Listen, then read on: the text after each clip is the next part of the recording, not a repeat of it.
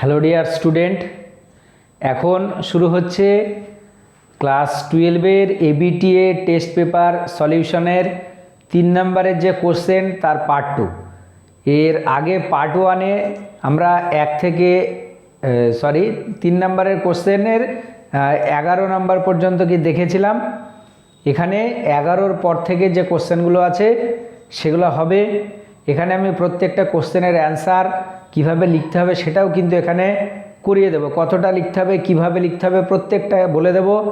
তোমরা অবশ্যই ভিডিওটা শুরু থেকে শেষ পর্যন্ত মনোযোগ দিয়ে দেখবে এবং প্রত্যেকটা কোশ্চেনের অ্যান্সার খাতায় লিখে নেবে। এবং কেউ যদি আমার চ্যানেলে নতুন হও তাহলে অবশ্যই চ্যানেলটাকে সাবস্ক্রাইব করে রাখবে, কারণ এখানে নিয়মিত টেস্ট পেপার সলিউশন, রায়ান মার্টিনের কোশ্চেন ব্যাংকের সলিউশন এবং থিওরি এবং ছায়ার বইয়ের যে এমসিকিউ, প্রবলেম সেট 1, সেট 2 এবং ইম্পর্টেন্ট যে কোশ্চেনের অ্যান্সার সেগুলো এখানে নিয়মিত আপলোড করা হয়। দেখো 12 নম্বরে যে কোশ্চেনটা আছে, এর আগের ভিডিওতে 11 পর্যন্ত হয়েছিল। 12 নম্বরের প্রথম যে কোশ্চেনটা আছে, দেখো প্রথম কোশ্চেনটা কি, ম্যালাসে সূত্রটি বিবৃত করো। খুবই গুরুত্বপূর্ণ একটা সূত্র, ম্যালাসে সূত্র। তাহলে এটার উত্তর কতটুকু লিখতে হবে এখানে দেখো। ম্যালাসে সূত্র: সমতল সমবর্তিত আলো কোনো বিশ্লেষকে আপতিত হলে এর থেকে নির্গত আলো তীব্রতা আই বিশ্লেষক ও সমাবর্তকের আলোক অক্ষ দুটির মধ্যবর্তী কোণের অর্থাৎ থিটা এর কোসাইনের বর্গের সমানুপাতিক, অর্থাৎ আই সমানুপাতিক কি কস স্কয়ার থিটা, বা এটাকে দেখবে লেখা যায় আই সমান I0 into cos square theta. এতটুকু লিখলেই হবে। ম্যালাসের সূত্র খুবই গুরুত্বপূর্ণ একটা সূত্র। এখান থেকে ম্যাথামেটিক্যাল প্রবলেমেও কিন্তু আসে। আলোক তরঙ্গ, তার অপবর্তন এবং সমাবর্তন, ওই চ্যাপ্টারে এটা আছে। বোঝা গেল? এ হচ্ছে ম্যালাসের সূত্র।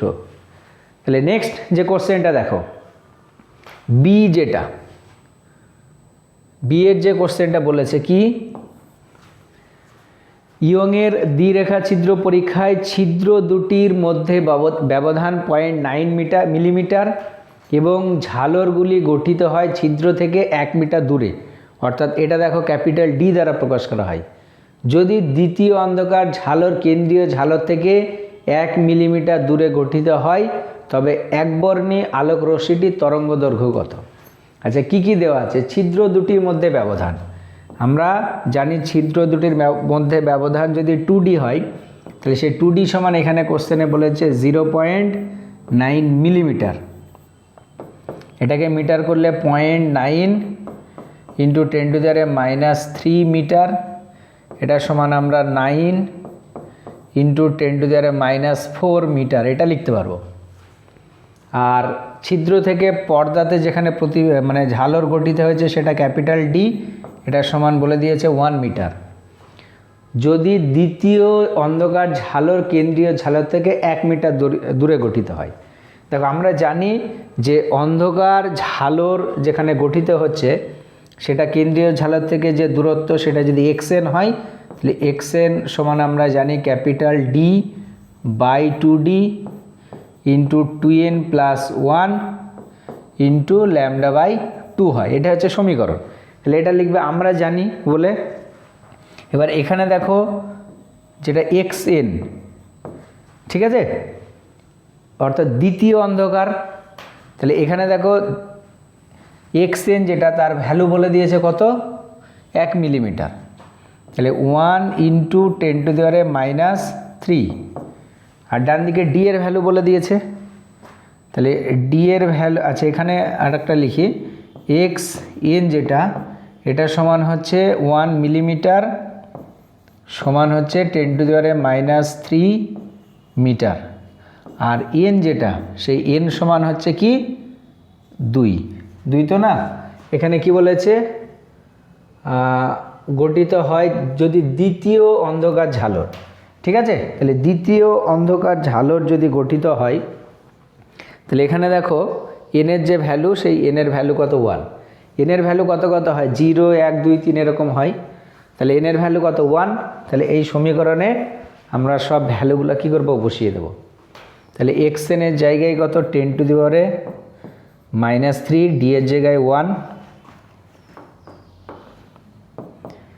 আর ক্যাপিটাল ডি এর জায়গায় 1 আর 2ডির ভ্যালু হচ্ছে 9 × 10⁻⁴ ইন্টু এখানে 2 × 1 প্লাস 1 ইন্টু এখানে ল্যামডা বাই কত 2।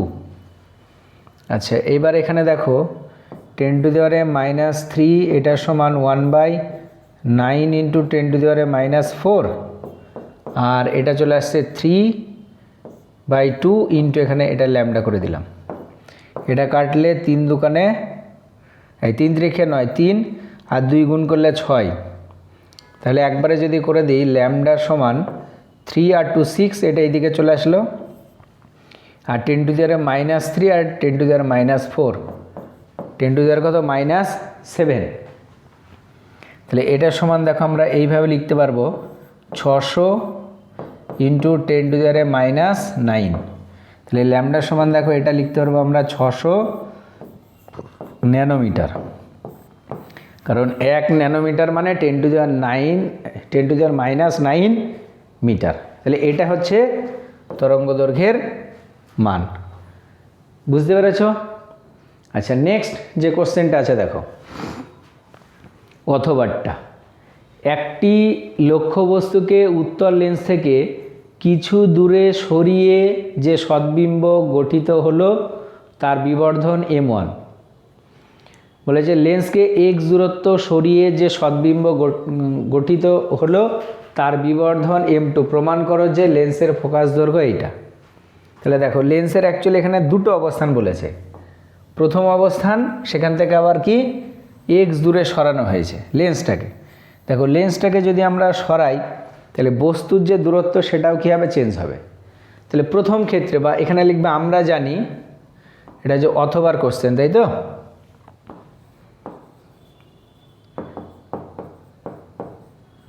আমরা জানি এটা যে অথবা। আমরা কি জানি লেন্সের যে সমীকরণ, লেন্সের সাধারণ সমীকরণ 1/v - 1/u এটা সমান হচ্ছে 1/f। হলো? এবার এখানে দেখো লিখছে প্রথম ক্ষেত্রে 1/v1 - 1/u1 এটা সমান 1/f। দেখো লেন্সটার কোনো রকমের মানে লেন্সের ফোকাস দৈর্ঘ্যের কোনো রকমের পরিবর্তন হবে না, শুধু লেন্সটার অবস্থান যেটা সেটাকে চেঞ্জ করা হয়েছে। তাহলে লেন্সের অবস্থান যদি চেঞ্জ হয় তাহলে দেখো বস্তু দূরত্ব এবং প্রতিবিম্ব যে দূরত্ব সেই দুটোই কী হবে, চেঞ্জ হবে। ওই জন্য প্রথম ক্ষেত্রে আমরা ধরে নিলাম এইগুলো। এবার একটা কাজ করা যাক, এই যে সমীকরণটাকে u1 দিয়ে যদি আমরা গুণ করি তাহলে এটা u1/v1 - 1 এটা সমান u1/f। এবার দেখো আমরা জানি যে লেন্সের বিবর্ধন m সমান কি হয়, v/u। তাহলে এখানে v1/u1 আছে, ওই জন্য এটাকে আমরা একবারে লিখে দিচ্ছি 1/m1 - 1 এটা সমান u1/কত f। এখানে লিখে দিচ্ছি যেহেতু m এটা সমান হচ্ছে বা m1 সমান v1/u1। এটা হলো প্রথম ক্ষেত্রে। এবার দেখো দ্বিতীয়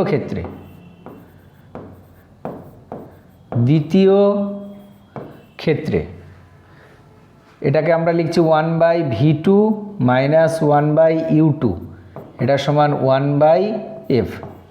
কারণ দেখো পরে লেন্সটার যে অবস্থান সেটাকে কি সরানো হয়েছে, কতটা x পরিমাণে সরানো হয়েছে, তাহলে চেঞ্জ হয়ে যাবে uv সেগুলো। এটাকে u2 দিয়ে যদি আমরা গুণ করি তাহলে u2/v2 - 1 এটা সমান হচ্ছে u2/f। এবার এটাকে লিখে দিচ্ছি 1/m2 - 1 এটা সমান u2/কত f। এখানে লিখে দিচ্ছি যেহেতু m2 সমান v2/কত u2। হলো? এবার একটা কাজ করি, এইটা থেকে এটা বিয়োগ করি। তাহলে এইটা থেকে যদি এটা বিয়োগ করা হয় তাহলে কি আসছে দেখো, আচ্ছা, এটার নাম দিয়ে দাও তুমি 1 নম্বর সমীকরণ, এটা 2 নম্বর সমীকরণ। এখানে লিখছি 1 বিয়োগ, না 2 বিয়োগ 1 করে দাও, 2 বিয়োগ 1 করে পাই। আচ্ছা, কি পাওয়া যাবে একটু দেখো ভালো করে। তাহলে এই দিকের বাম দিকে আছে 1/m2 -1, আর ওটা দেখো -1/m1, আর মাইনাসে মাইনাসে প্লাস হয়ে গেল, এটা 1, আর এটা দেখো u2/f মাইনাস u1/ কত f, এটা লেখা যাবে। এবার এটা কেটে গেল, তাহলে এইদিকে পড়ে থাকছে 1/m2 -1/m1। এটা এক কাজ করি, 1/fটা যদি কমন নিই তাহলে u2 মাইনাস u1 এটা আসবে। এবার এখানে দেখো এই যে কোশ্চেন, সেই কোশ্চেন অনুসারে u2 মাইনাস u1 সেটা কত x হবে, কারণ x দূরত্ব সরানো হয়েছে। তাহলে এটা দেখো 1/m2 মাইনাস 1/m1 এটা সমান x/, কত f, তাই তো। আমাদেরকে যেটা ক্যালকুলেশন করতে বলেছে কি লেন্সের ফোকাস দৈর্ঘ্য, এখানে লিখে দাও যেহেতু u2 মাইনাস u1 এটা সমান x।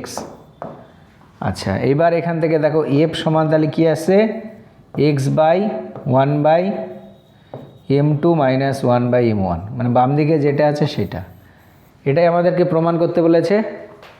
লাস্টে লিখে দাও কি প্রমাণিত।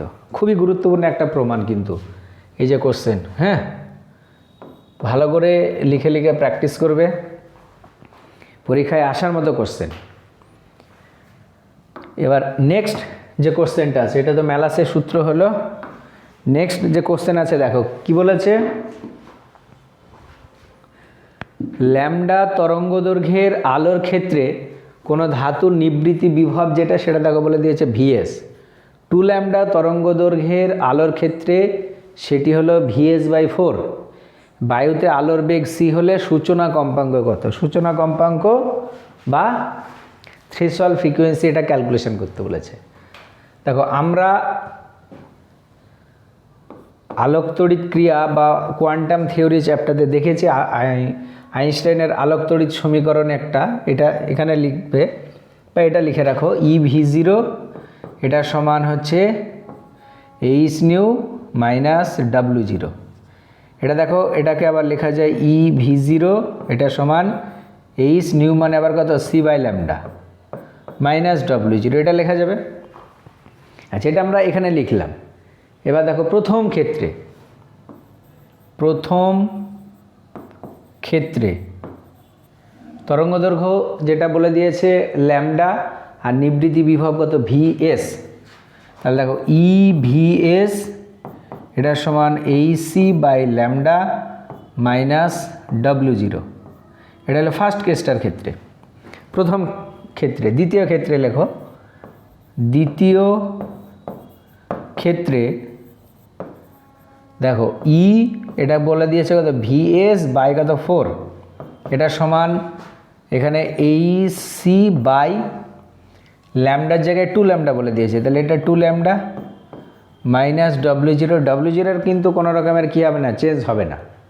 আচ্ছা, এইবার এটাকে আমরা 1 নাম্বার যদি দিয়ে রাখি, আর এটাকে এইভাবে লেখো EVS মানে 4 দিয়ে গুণ করে দাও, তাহলে এটা দেখো 4hc/2 ল্যামডা মাইনাস এটা 4W0 হয়ে গেল, এটা আসবে।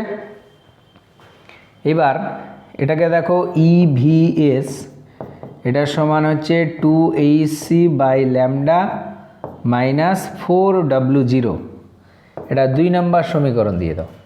এবার 1 এবং 2 থেকে পাই, এখানে তারপরে নিচে তোমরা লিখবে 1 ও 2 থেকে পাই, কি পাওয়া যাবে, দেখো এর বাম দিকে যা আছে এরও বাম দিকে তাই, তাহলে ডান দিকটা ইকুয়াল হয়ে যাবে। তাহলে এখানে দেখো hc/λ মাইনাস W0 এটা সমান 2hc/λ মাইনাস 4W0। আচ্ছা, এবার এটাকে এইদিকে নিয়ে আসে, এটাকে ডান দিকে নিয়ে যাই, তাহলে 4W0 মাইনাস W0 এটা সমান হচ্ছে 2hc by lambda minus hc by কত ল্যামডা, এটা তাহলে এটা সমান দেখো 3W0 এটা সমান হচ্ছে hc বাই কত ল্যামডা, এটা আসবে। আচ্ছা এবার এখানে দেখো আমাদেরকে যেটা ক্যালকুলেশন করতে বলেছে সেটা কি থ্রেশহোল্ড ফ্রিকোয়েন্সি বা সূচনা কম্পাঙ্ক। এটাকে এইভাবে লিখছে 3W0 জায়গায় আমরা দেখো কত লিখতে পারবো এইচ নিউ জিরো, এটা অবশ্যই লেখা যাবে। তাহলে এটার সমান দেখো hc বাই কত ল্যামডা, কারণ আমরা জানি W0 সমান কত এইচ নিউ জিরো। তাহলে এখান থেকে দেখো এইচ কেটে গেল, তাহলে নিউ জিরো যেটা এটা সমান আসবে তোমার c বাই 3 ল্যামডা, এটা আসছে। তাহলে এটাই হচ্ছে অ্যান্সার, যে থ্রেশহোল্ড ফ্রিকোয়েন্সি বা সূচনা কম্পাঙ্ক, ওটা আমাদেরকে ক্যালকুলেশন করতে বলেছে সূচনা কম্পাঙ্ক কত, তাহলে এটা হচ্ছে সূচনা কম্পাঙ্ক। যদি বলতো সূচনা তরঙ্গ দৈর্ঘ্য তাহলে নিউ জিরোর জায়গায় আমরা লিখতাম কি ch বাই ল্যামডা, বোঝা গেল। যেহেতু আমাদেরকে কম্পাঙ্ক ক্যালকুলেশন করতে বলেছে তাহলে এটাই হচ্ছে উত্তর। আচ্ছা নেক্সট যে কোশ্চেনটা আছে দেখো, অথবার কোশ্চেন। আচ্ছা এইটাতেই দেখো 3 নম্বর ছিল। অথবা যে কোশ্চেনটা আছে, প্রমাণ করো ভি ভোল্টের মধ্য দিয়ে ত্বরান্বিত একটি আহিত কণার ড্রিবগলি তরঙ্গ দৈর্ঘ্য। দেখো তারপরে যে কোশ্চেনটা আছে, প্রমাণ করো ভি ভোল্টের মধ্য দিয়ে ত্বরান্বিত একটি আহিত কণার ড্রিবগলি তরঙ্গ দৈর্ঘ্য হবে এইটা। আচ্ছা এখানে আহিত কণা, কিন্তু এখানে আধানটা ইলেকট্রনের আধান দিয়েছে, যাই হোক অথবারটা দেখো। তাহলে এইভাবে দেখো, আমরা ড্রিবগলি প্রকল্প থেকে আমরা জানি ড্রিবগলি প্রকল্প থেকে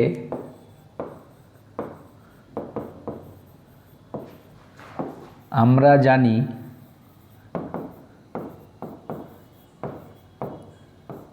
ল্যামডা সমান এইচ বাই পি, সমান এইচ বাই পি মানে √2mE। এখানে লিখে দেবে যেহেতু পি সমান √2mE, যেখানে ইটা কি, ইটা হচ্ছে গতিশক্তি, ওটা পাশে লিখে দিতে হবে যে এখানে পি সমান ভরবেগ আর ই সমান গতিশক্তি। ক্লিয়ার? এবার দেখো এখানে কণাটাকে কত বিভব পার্থক্যে গতিশীল করা হয়েছে, ভি। তাহলে এইভাবে লিখবে কোনো আধানকে, তারপরে দেখো কোনো আধানকে ভি বিভব পার্থক্যে, ঠিক আছে, ত্বরান্বিত করলে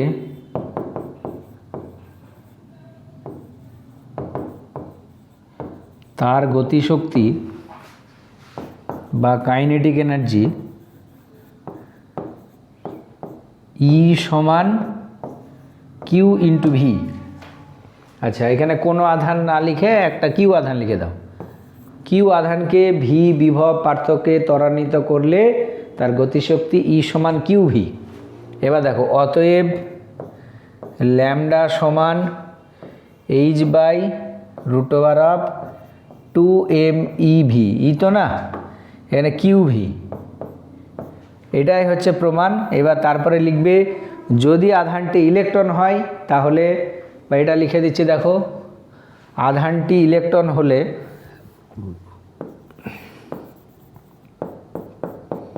আধানটি ইলেকট্রন হলে কিউ সমান ই, অতএব ল্যামডা সমান এইচ বাই √2mEV, যে ব্র্যাকেটে কি প্রমাণিত। আচ্ছা তারপরে দেখো বলেছে এর থেকে দেখাও যে ইলেকট্রনের ক্ষেত্রে ডি ব্রগলি তরঙ্গ দৈর্ঘ্য এইটা।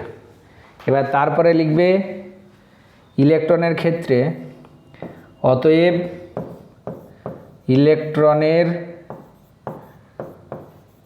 ক্ষেত্রে ই সমান 1.6 ইন্টু 10⁻⁻19, এম সমান 9.11 ইন্টু 10⁻31 কেজি, আর এটা হচ্ছে কুলম। আচ্ছা, এবার জাস্ট আমরা ভ্যালুগুলো বসিয়ে দেবো। অতএব ল্যামডা সমান, আচ্ছা এইচের ভ্যালু 6.626 ইন্টু 10⁻34 বাই রুটের মধ্যে 2m ইন্টু 9.11 ইন্টু 10⁻31, এর জায়গায় 1.6 ইন্টু 10⁻19 ইন্টু এখানে ভি। এই ভি বাদে যেটা পড়ে থাকছে এটা তোমাদের কাজ হবে ক্যালকুলেটারে বসানো, আর ক্যালকুলেটারে যদি তোমরা বসাও তাহলে এটার মান তোমার আসবে, এইটা ক্যালকুলেটারে বসাবে আসবে 12.27 ইন্টু 10⁻10 বাই রুট ভি, অত মিটার। তরঙ্গ দৈর্ঘ্য তার একক মিটার, এটাকে যদি তুমি অ্যাংস্ট্রমে কনভার্ট করো তাহলে এটা সমান আসবে 12.27 বাই রুট ভি, অত অ্যাংস্ট্রম। এবার ব্র্যাকেটে লিখে দেবে যেহেতু 1 অ্যাংস্ট্রম, এটা সমান 10⁻10 মিটার। প্রমাণিত হয়ে গেল, এটাই প্রমাণ করতে বলেছে। তাহলে আশা করছি বুঝতে পেরেছ। হলো, এটা হচ্ছে 13 অথবা যে কোশ্চেন সেটার উত্তর। এর থেকে এটা দেখাতে বলেছে, তাহলে আমরা এটা দেখিয়ে দিলাম। আশা করছি বুঝতে পেরেছ। এবার আমরা নেক্সট যে কোশ্চেন সেই কোশ্চেনে চলে যাব। আর আশা করছি এইভাবে লিখে লিখে যদি ক্যালকুলেশন করে দিই তোমাদের সুবিধা হবে। যদি অসুবিধা হয় এতে সেটাও বলো, যদি এটাতে সুবিধা হয় তাও অবশ্যই আমাকে কমেন্ট করে জানাবে। ঠিক আছে? আচ্ছা, নেক্সট যে কোশ্চেনটা আছে দেখো কি বলেছে। 14 নম্বরেরটা, তেজস্ক্রিয় বিঘটনের অর্ধায়ু কি? দেখো, অর্ধায়ু যে সময়ে কোনো তেজস্ক্রিয় মৌল তার প্রাথমিকের অর্ধেকে পরিণত হয় সেই সময়কে অর্ধায়ু বলে। তাহলে যে সময়ে কোনো তেজস্ক্রিয় মৌলের পরিমাণ প্রাথমিকের কি হয়ে যায়, অর্ধেক হয়ে যায়, সেটাকে বলা হয় কি, অর্ধায়ু বা হাফ লাইফ। এবং তার একটা ম্যাথমেটিক্যাল ইকুয়েশনও আছে, টি হাফ, এটা সমান টি নিচে হাফ, এটা সমান হয় 0.693 বাই ল্যামডা। ল্যামডাটাকে বলা হচ্ছে কি ভাঙন ধ্রুবক, ডিসইন্টিগ্রেশন কনস্ট্যান্ট। আচ্ছা, তারপরে যে কোশ্চেনটা আছে দেখো 14 নম্বরের সেকেন্ড পার্ট কি বলেছে, রেডিয়ামের অর্ধায়ু 1500 বছর। কত বছরে 1 গ্রাম বিশুদ্ধ রেডিয়ামের ভর 1 মিলিগ্রাম কমে যাবে? দেখো, প্রথমে যে পরিমাণটা ছিল সেটা 1 গ্রাম, আর 1 মিলিগ্রাম কমে গেল, তাহলে থাকলো কতটা সেটা আমরা আগে ক্যালকুলেশন করব। তাহলে প্রাথমিক যে পরিমাণ সেটাকে আমরা কি দ্বারা প্রকাশ করি, n0। তাহলে n0 1 গ্রাম, তাহলে 1 ইন্টু 10⁻³ অত কেজি লিখে দিলাম আমরা। আর দেখো 1 মিলিগ্রাম ভেঙে যাবে, মানে এত রেডিয়ামের ভরে এত কমে যাবে, তাহলে যেটা অবশিষ্ট থাকবে সেটাকে জানি আমরা n। তাহলে এটা সমান কি, প্রথমে যেটা ছিল 10⁻³ মাইনাস যতটা কমলো কত, 1 ইন্টু 10⁻³ দেখো 1 মিলিগ্রাম। তাহলে 1 মিলিগ্রামটাকে কী করলাম, গ্রামে করলাম। আচ্ছা, তুমি যদি এটাকে এইভাবে করে নাও, এটাকে গ্রামেই রেখে দাও তাহলে বেশি সুবিধা হবে। তাহলে n0 যেটা সেটা 1 গ্রাম, আর এটা দেখো তাহলে 10⁻³ মিলি মানে গ্রাম হয়ে গেল, এটা যেটা কমলো 1 মিলিগ্রাম। তাহলে 1 ইন্টু 10⁻³ এটা করে দিচ্ছি। তাহলে প্রথমে ছিল 1 মাইনাস 10⁻³ অত গ্রাম, তাহলে এটা সমান 1 মাইনাস এটা মানে নিচে লিখে দিচ্ছি ধরো 1/1000 অত গ্রাম। ঠিক আছে, জিএম। তাহলে এইটা যদি বিয়োগ করো তাহলে 999 বাই কত 1000 অত গ্রাম। আমাদেরকে সময়টা ক্যালকুলেশন করতে বলেছে, তাহলে প্রথমে দেখো টি হাফ দেওয়া আছে, তাহলে এখান থেকে ল্যামডা চলে আসবে। ল্যামডা সমান দেখো এখানে 0.693 বাই টি হাফ। টি হাফের ভ্যালু দেখো কোশ্চেনে বলে দিয়েছে 1500 বছর, তাহলে এটা বসিয়ে দিলাম, ল্যামডা পেয়ে গেলাম। এবার আর একটা সূত্র এবার লিখবে, আমরা জানি কি জানি, সময় টি এটার সমান হচ্ছে 2.303 by lambda into log of n0 by কত n। এটা হচ্ছে ফর্মুলা। n0 মানে প্রাথমিক পরিমাণটা, আর nটা হচ্ছে টি সময় পরে যতটা অংশ অবশিষ্ট আছে, ঠিক আছে এইটা। তাহলে এখান থেকে এই সময়টা ক্যালকুলেশন করব, 2.303 বাই ল্যামডা, ল্যামডার ভ্যালু হচ্ছে 0.693 বাই 1500, এটা উপরে চলে গেল, ইন্টু এখানে লগ অফ, এই ভ্যালুটা বসিয়ে দেবো। দেখো উপরে তাহলে n0 থাকলো, ঠিক আছে। আচ্ছা n0-এর ভ্যালু তো 1, এটা 1 হয়ে গেল। আর n-এর ভ্যালু দেখো এইটা 999 বাই 1000, তাহলে 1000টা উপরে গুণ হয়ে গেল এইটা। এবার এইটা তোমাদেরকে কী করতে হবে, ক্যালকুলেটারে বসাতে হবে। এত কী হবে, বছর। এটা দেখো লগের ভ্যালু ক্যালকুলেটারে বসানো যায়, বাকি সব কিছু দেওয়া আছে, ক্যালকুলেটারে বসাও, দেখো অ্যান্সার মিলে যাবে। অ্যান্সার যেটা আসবে সেটাই লিখে রাখবে। আচ্ছা তারপরে অথবা যে কোশ্চেনটা আছে দেখো, গামা কম্পাঙ্কের ফোটনের ভরবেগ কত হবে। গামা কম্পাঙ্ক একটা ফোটন, তার কি ভরবেগ ক্যালকুলেট করতে বলেছে। তাহলে আমরা এর কি করব, ভরবেগ ক্যালকুলেশন করব। দেখো কি বলেছে, তাহলে এবার এখানে লিখবে আমরা জানি। আচ্ছা অথবার কোশ্চেন, এটা কতর অথবা, এটা হচ্ছে 14 অথবা। লিখবে আমরা জানি ফোটনের ভরবেগ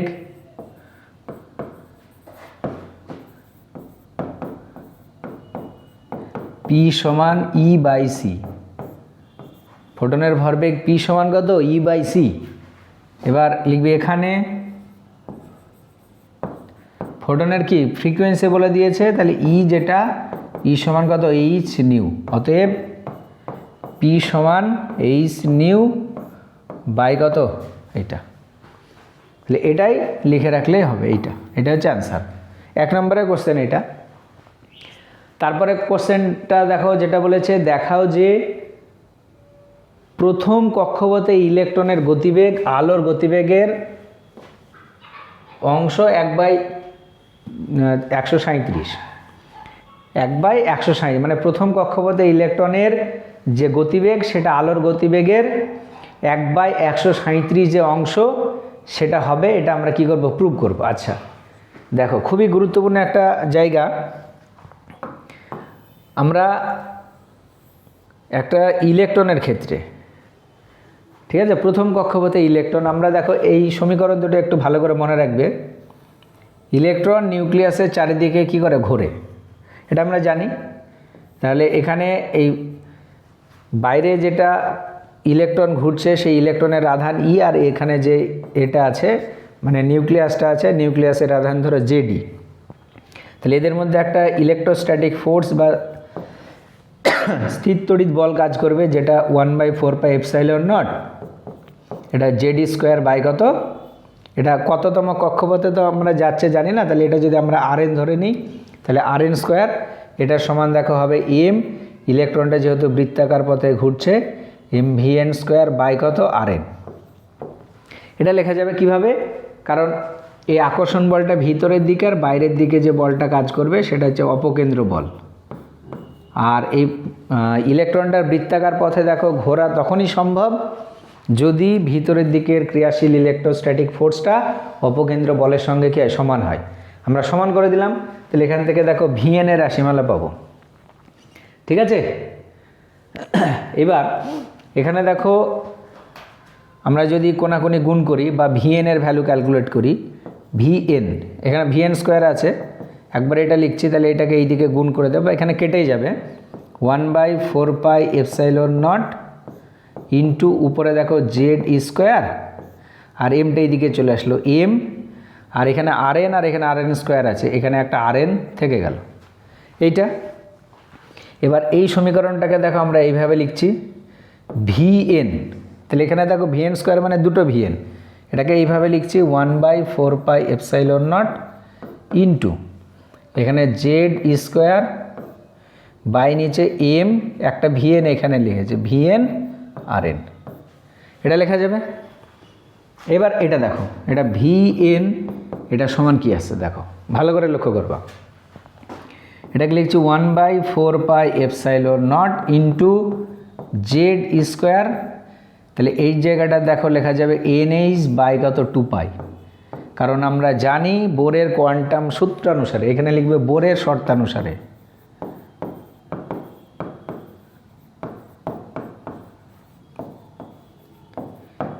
এম ভি এন আর এন এটা সমান হচ্ছে NH বাই 2π, NH বাই 2π, কারণ আমরা জানি ইলেকট্রনগুলো সেই কক্ষপথে ঘুরতে পারে যে কক্ষপথে ইলেকট্রনের কৌণিক ভরবেগ এম ভি এন আর এন এটা সমান কি NH বাই 2π, যেখানে এন সমান 1 2 3 4 এরকম কী হবে পূর্ণ সংখ্যা হবে।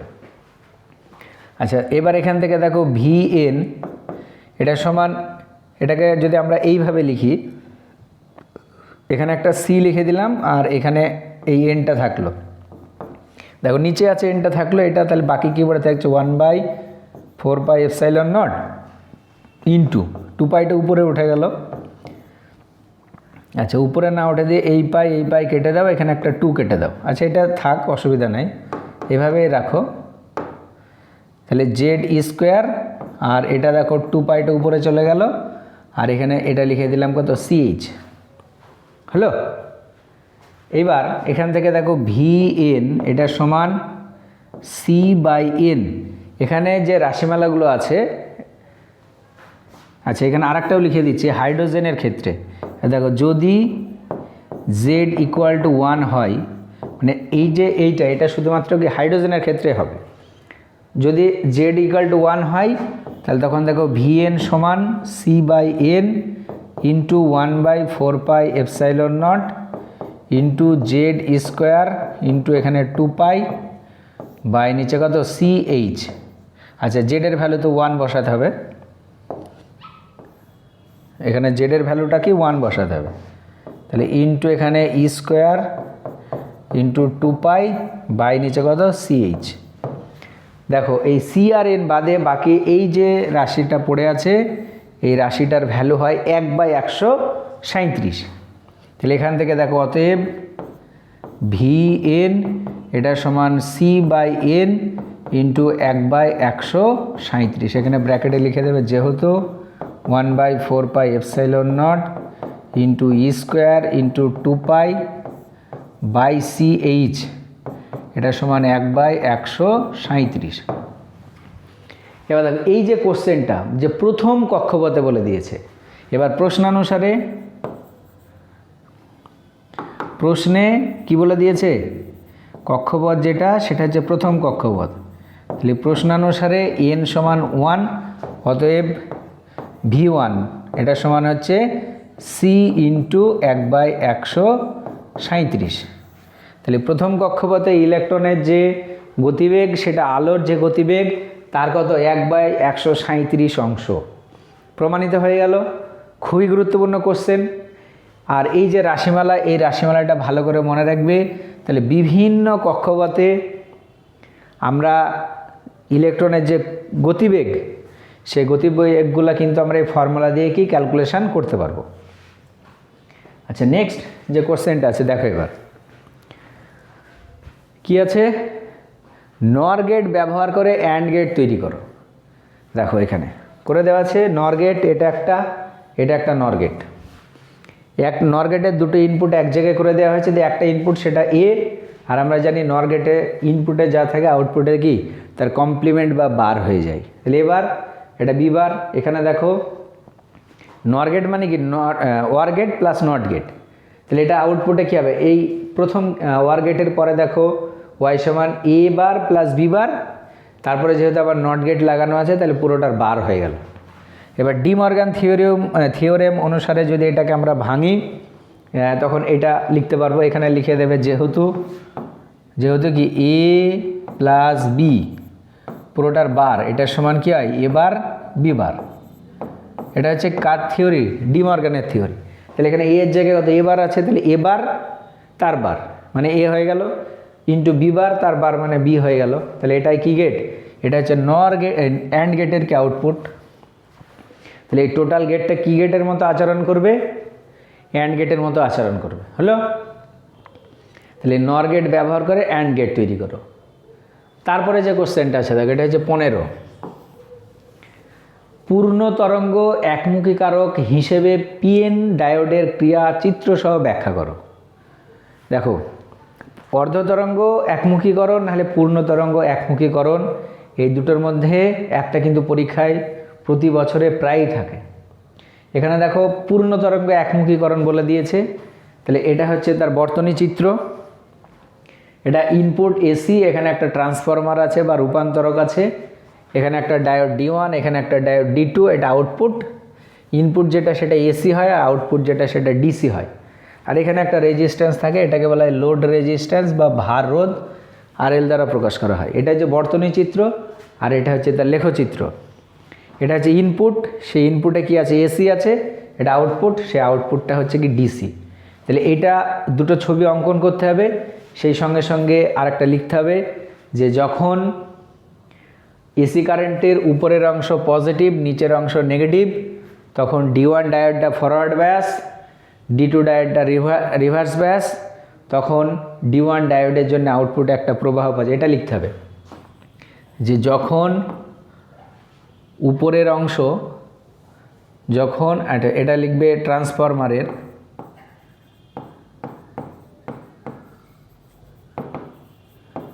উপরের অংশ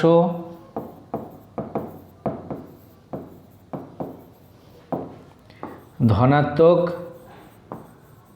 ও নিচের অংশ ঋণাত্মক,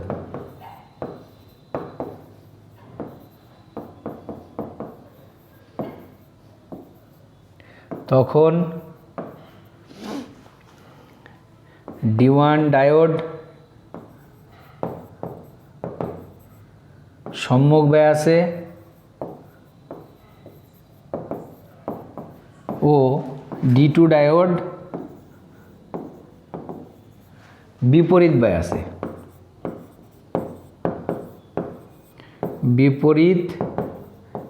বায়াসে, থাকবে এবং D2 এর জন্য আউটপুটে একটি প্রবাহ পাওয়া যাবে।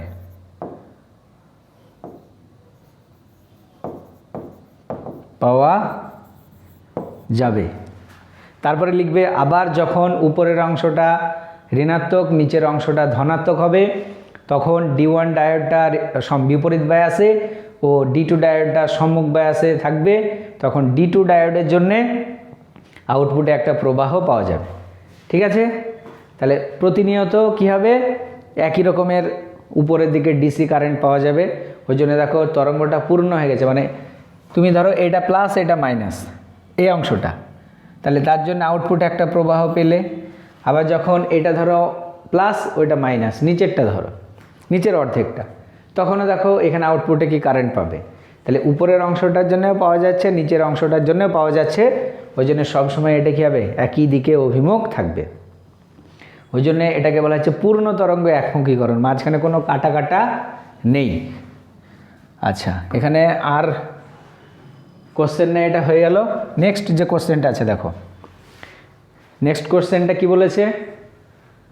কই নেক্সট কোশ্চেন 16, ট্রানজিস্টরের কোন অংশে ডোপিং সর্বাধিক মাত্রায় করা হয় এবং কেন? তাহলে ট্রানজিস্টরে এটা লিখবে,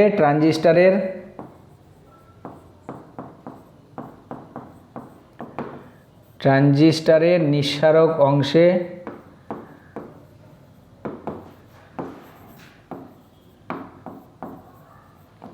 সর্বাধিক মাত্রায় ডোপিং করা হয়।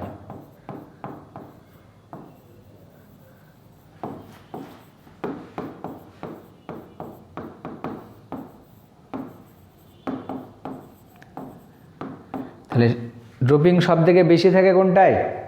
ট্রানজিস্টার। এবং ড্রপিংয়ের এটা মনে রাখবে, এমিটার সব থেকে বেশি, তারপরে হচ্ছে কালেক্টার, তারপরে হচ্ছে বেস, মানে বেসের ডোপিংটা কি সব থেকে কম। আর আরেকটা মনে রাখবে বেদ, এটা এখানে লিখে দিয়েছি, যদি এটা এই কোশ্চেনে নেই, মানে সব থেকে বেশি চওড়া কোনটা হয় সেটা, এটাকে বলা হয় বেদ। বেদ বা উইথ যেটা, সেটা সব থেকে বেশি হয় কালেক্টারের, তারপরে এমিটারের, তারপরে হচ্ছে বেস। বেসের ডোপিংও কম, বেদও কম। এবার আরেকটা দেখো, এর সঙ্গে কোশ্চেন দিয়েছে যে কোন অংশে বেশি ডোপিং করা হয় এবং কেন। এটা দেখো, ট্রানজিস্টারে নিঃসারকে বেশি ডোপিং করা হয়, এর কারণ ট্রানজিস্টারের ক্ষেত্রে নিঃসারক থেকে প্রচুর পরিমাণে ইলেকট্রন ভূমিতে প্রবেশ করে, সেই ইলেকট্রন আবার সংগ্রাহকে যায়। এই বিশাল পরিমাণ ইলেকট্রন যোগান দেওয়ার জন্য ট্রানজিস্টারের নিঃসারকে কী করা হয়? উচ্চ মাত্রায় ডোপিং করা হয়। দেখো আমরা সাধারণত ট্রানজিস্টার যদি দেখি এরকম হয়, এটা হচ্ছে এমিটার, এটা হচ্ছে বেস আর একটা কালেক্টার। এমিটার মানে কি? সে এমিটার নামে এসেছে, ওই অ্যাকচুয়ালি চার্জ কী করে? এমিট করে। এমিট করে মানে পাঠায়। তাহলে এই এমিটার থেকে চার্জটা অ্যাকচুয়ালি কি বেস, বেস হয়ে কোন দিকে যায়? কালেক্টারের দিকে যায়। ওই জন্য দেখো বেসের বেদটা কি কম করা হয়। কেন করা হয়? এটার কারণ যে এমিটার থেকে কারেন্ট সেটা কালেক্টারে যাবে। এবার দেখা যাচ্ছে মাঝখানে যদি ধরো বেসের বেদটাকে তুমি অনেক বেশি বড় করো, চওড়া করো, তাহলে দেখো অতটা সহজে যেতে পারবে না। আর কালেক্টরের বেদ কি সব থেকে বেশি করা হয়, কারণ কালেক্টরে কি করবে? কারেন্ট কালেক্ট করবে। এবার যদি ওর তুমি বেদটা বেশি না করো, তাহলে বেশি পরিমাণে আধান কি করতে পারবে না? কালেক্ট করতে পারবে না। তাহলে যেহেতু এমিটার ইলেকট্রন কি করে? বর্জন করে, ছাড়ে কার দিকে? বেস এবং কালেক্টরের দিকে।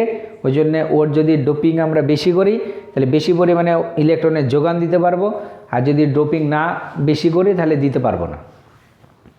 হলো। এবং এর সঙ্গে দেখা আর একটা কোশ্চেন আছে, একটি এনপিএন ট্রানজিস্টারকে সি মোডে ব্যবহার করে আউটপুট বৈশিষ্ট্য লেখা অঙ্কন করো। ট্রানজিস্টারের সিই মোড মানে কমন এমিটার মোড, মানে আমরা যখন ট্রানজিস্টারের বায়াসিং করব, এমিটার যেটা সেটা ফরওয়ার্ড বায়াসের সঙ্গেও থাকবে, রিভার্স বায়াসের সঙ্গেও থাকবে, সেটাকে বলা হচ্ছে কি কমন এমিটার, মানে এমিটারটা কমন। তাহলে এখানে দেখো, এটা হচ্ছে তার ছবি। এটা হচ্ছে একটা এনপিএন ট্রানজিস্টার, এখানে তীর চিহ্নটা তোমার বাইরের দিকে থাকবে। এমিটার সেটা হচ্ছে এন, এটা বেস পি, আর কালেক্টর এন। এবার এই দিক যেটা সেটা দেখো ফরওয়ার্ড বায়াস করা হয়েছে, এই দিকটা রিভার্স বায়াস করা হয়েছে। ফরওয়ার্ড এবং রিভার্স বায়াস দুটোর ক্ষেত্রে কি এমিটারটা আছে, এখানে কী করতে হবে? আর একটা গ্রাউন্ড করতে হবে, গ্রাউন্ড করে দাও। তাহলে এটা হচ্ছে বর্তনী চিত্র, আর এটা হচ্ছে তার আউটপুট বৈশিষ্ট্য লেখচিত্র। একদিকে ভিসি আউটপুট বৈশিষ্ট্য লেখচিত্র হচ্ছে ইনপুট কারেন্টটাকে ফিক্সড রেখে আউটপুট কারেন্ট আর আউটপুট ভোল্টেজের মধ্যে যে লেখচিত্র, ভালো করে শুনে রাখবে। কোশ্চেন এটাও থাকে, ট্রানজিস্টারের আউটপুট বৈশিষ্ট্য লেখচিত্র কাকে বলে? তাহলে আউটপুট ভোল্টেজ আর আউটপুট কারেন্টটার মধ্যে যে লেখচিত্র, ইনপুট কারেন্টটাকে ধ্রুবক রেখে সেই লেখচিত্রটাকে বলা হচ্ছে কি আউটপুট বৈশিষ্ট্য লেখচিত্র। বা একটা ট্রানজিস্টারের ইনপুট কারেন্ট আইবিটাকে ধ্রুবক রেখে আউটপুট ভোল্টেজ ভিসিই আর আউটপুট প্রবাহ আইসির মধ্যে যে লেখচিত্র, সে লেখচিত্রটাকে বলা হচ্ছে কি আউটপুট ক্যারেক্টারিস্টিক্স গ্রাফ বা আউটপুট লেখচিত্র। তাহলে এটা হলো।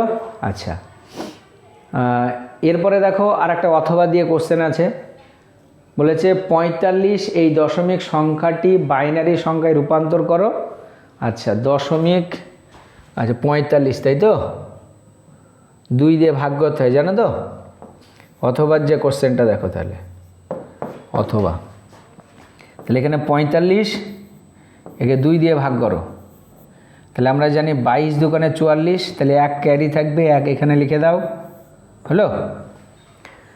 আচ্ছা, আবার 2 দিয়ে ভাগ করো, 11 দোকানে 22, এখানে কোনো হাতে নেই, তাহলে এটা 0, আবার 2 দিয়ে ভাগ করো, তাহলে 5 দোকানে 10, 1 এখানে থাকলো, আবার 2 দিয়ে ভাগ করো, তাহলে 2 দোকানে 4, হাতে থাকলো 1, আবার 2 দিয়ে ভাগ করো, এখানে 1 আর এখানে 0। এবার নিয়মটা কি? নিয়মটা হচ্ছে নিচ থেকে উপরের দিকে লেখা, তাহলে 1 0 1 1 0 1, ঠিক আছে? এইটা তার মানে এটা এইভাবে লিখতে হবে 45, এটা যেহেতু ডেসিমাল নাম্বার, এটা 45 নিচে 10, এটা সমান 1 0 1 1 0 1, এটা হচ্ছে 2। এটা যে ডেসিমাল নাম্বার, সেখান থেকে বাইনারি ইকুইভ্যালেন্ট নাম্বার আমরা পেয়ে গেলাম। আচ্ছা, এরপরে আর একটা কোশ্চেন আছে, দেখো ফটোডায়োড কি, এটি বিপরীত বায়াসে থাকে কেন? ফটোডায়োড হচ্ছে বিপরীত বায়াসযুক্ত একটা ডায়োড, মানে ফটোডায়োডকে সবসময় কি বিপরীত বায়াসে রাখা হয়। তাহলে কেন রাখা হয় সেটা এবার একটু ভালো করে দেখে নাও। এখানে প্রথমে আছে দেখো ফটোডায়োড কি। তাহলে এটি বিশেষ এক প্রকার পিএন সংযোগ ডায়োড, যার বিপরীতমুখী প্রবাহকে পিএন সংযোগে আপতিত আলোক বিকিরণের দ্বারা নিয়ন্ত্রিত করা হয় বা নিয়ন্ত্রণ করা হয়। তাহলে এটা এইভাবে লিখতে পারে যে ফটোডায়োড হলো একটা বিশেষ প্রকারের অর্ধপরিবাহী ডায়োড, যাকে বিপরীত বায়াসে রাখা হয়। এটাও হবে। এর কেন বিপরীত বায়াসে রাখা হয় সেটার কারণটা দেখো। ফটোডায়োড বিপরীত বায়াসে থাকলে নিঃশেষিত স্তর ও বিভব প্রাচীর বৃদ্ধি পায়, ফলে মূল প্রবাহ যথেষ্ট কম ও বাহক কণাগুলির সংখ্যা অনেক বৃদ্ধি পায় বা বেশি হয়। ঠিক আছে, বিপরীত বায়াসে যদি রাখা হয় তাহলে নিঃশেষিত অঞ্চলের যে বেদ বা নিঃশেষিত যে অংশ, ঠিক আছে, নিঃশেষিত স্তর সেটা বৃদ্ধি পাবে, বিভব প্রাচীর সেটা বৃদ্ধি পাবে, মূল প্রবাহ যথেষ্ট কমবে এবং বাহক কণাগুলোর যে সংখ্যা সেটা কি অনেক বেশি হবে। ওই জন্যেই ফটোডায়োডকে তোমার কি করা হয়, রিভার্স বায়াসে রাখা হয়। ঠিক আছে, এই গেল তোমার 3 নম্বরের যে কোশ্চেন সেগুলো।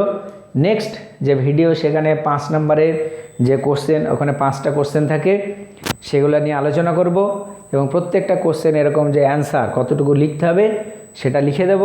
তোমরা অবশ্যই খাতায় লিখে নেবে। আর মোটামুটি 5 থেকে 10টা যদি টেস্ট পেপারের পেজ করা যায় তাহলে আশা করা যায় যেখান থেকে তোমরা সব কোশ্চেন কিন্তু কমন পেয়ে যাবে। ওই জন্য তোমরা ভিডিওটা ভালো করে মনোযোগ দিয়ে দেখবে প্রত্যেকটা, এবং কোশ্চেনের যে অ্যান্সার সেগুলো লিখে নেবে। আর তোমাদের যে ফ্রেন্ড, সেই ফ্রেন্ডদের বেশি বেশি করে ভিডিওটা কি করো, শেয়ার করো বিভিন্ন জায়গায়। ঠিক আছে, আর যদি কোনো জায়গায় বুঝতে অসুবিধা হয়, কোনো প্রবলেম হয়, তাহলে অবশ্যই আমাকে কমেন্ট করে জানাবে। আর কীরকম টাইপের ভিডিও তোমরা চাও অবশ্যই সেটা জানাবে। আর যদি ভিডিও ভালো লাগে তাহলে অবশ্যই একটা লাইক করবে। ঠিক আছে।